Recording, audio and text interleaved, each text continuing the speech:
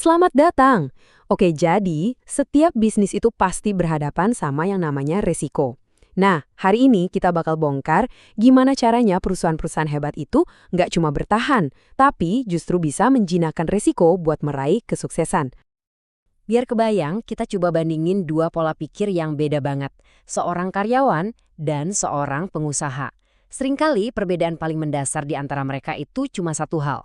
Cara mereka melihat risiko. Nah, ini nyambung ke satu ide yang penting banget. Seperti kutipan ini bilang, risiko itu kayak energi. Nggak bisa dihilangkan, nggak bisa diciptakan. Anda cuma bisa mengelolanya atau memindahkannya. Inilah fakta yang harus diterima dalam dunia bisnis. Jadi, gimana dong cara kita mengendalikan energi yang satu ini? Tenang, ini dia peta perjalanan kita untuk membahas semuanya hari ini. Oke, kita mulai dari bagian pertama. Pertanyaannya simpel tapi penting banget.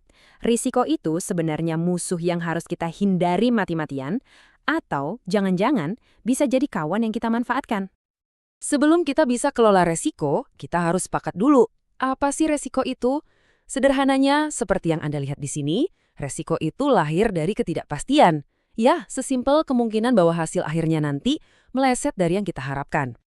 Tapi, jangan salah ya, nggak semua resiko itu diciptakan sama.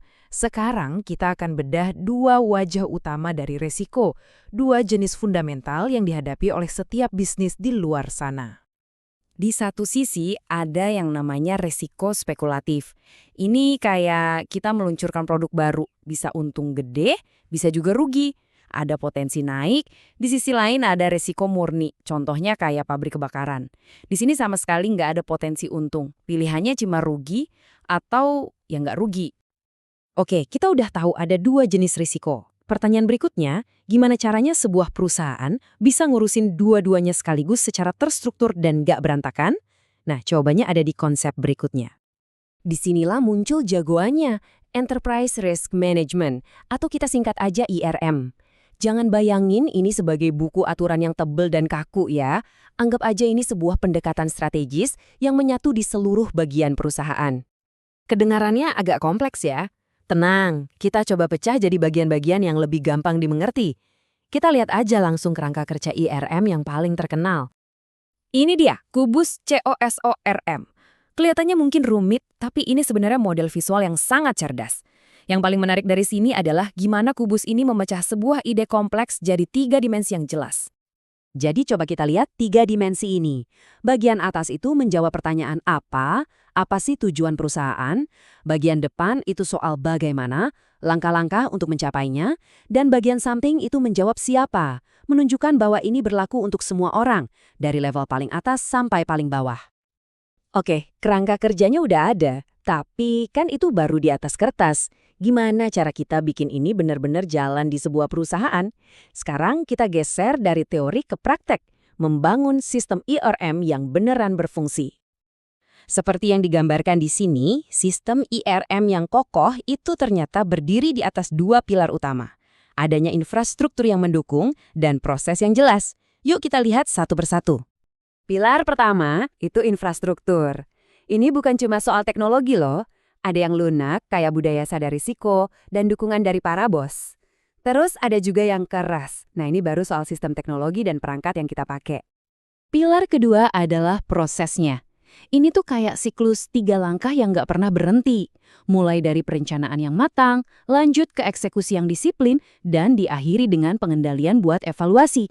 Terus muter lagi biar makin baik. Dan gambar ini nih yang paling pas buat nunjukin momen aha-nya.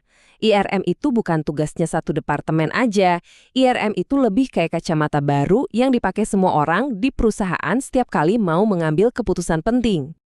Setelah kita lihat semua kerangka kerja dan proses ini, mungkin Anda jadi mikir, oke, terus untungnya apa sih ngerjain ini semua? Kenapa ini penting banget?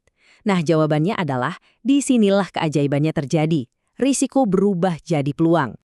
Dan ini dia poin utamanya. Manajemen risiko yang hebat itu tujuannya bukan untuk jadi penakut dan menghindari semua hal berbahaya, justru sebaliknya. Ini soal punya persiapan yang matang supaya kita berani mengambil risiko yang cerdas dan terukur, risiko yang bisa membawa kita ke level berikutnya. Pada akhirnya, ERM itu mengubah resiko dari sesuatu yang ditakuti menjadi sebuah alat untuk meraih kesuksesan. Nah, ini menyisakan satu pertanyaan menarik buat kita renungkan. Kalau Anda coba pikirkan perusahaan favorit Anda, kira-kira resiko terbesar apa sih yang lagi mereka hadapi sekarang? Dan gimana ya cara mereka mengubahnya jadi peluang?